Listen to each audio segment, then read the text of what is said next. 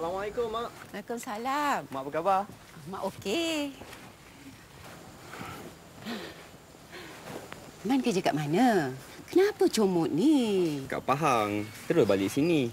Kenapa Mak tak ajak telefon? Telefon rumah selalu rosak. Man puasa tak? Puasa?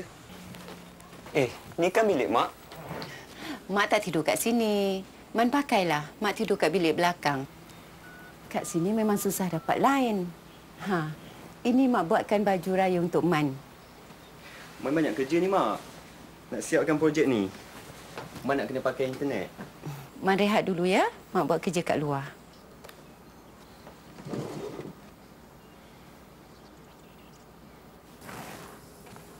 Mak. Man kena tidur kat pekan malam ni, Mak. Sebab Man nak kena pakai internet. Sana ada line. Okey, Man. Mak tak marah? Apa Mak nak marah pula? Man kan banyak kerja.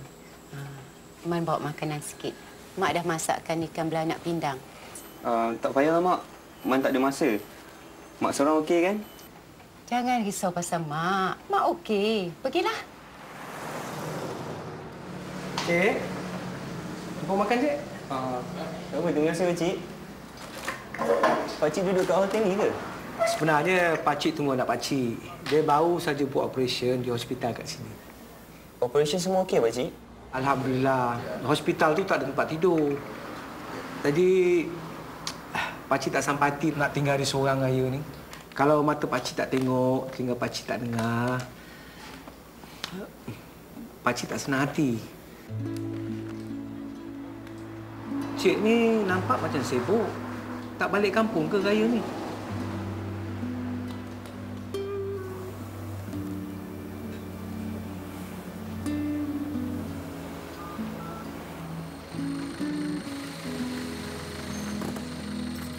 Mak?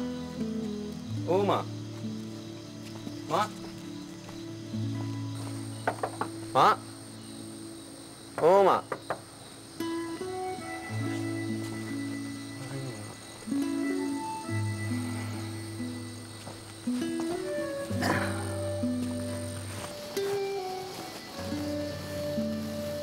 Man. Kata nak tidur pekan. Man telefon tadi. Telefon Mak kan rosak. Mak ada murid kat surau tadi. Mak okey ke? Apa pasal ni, Man?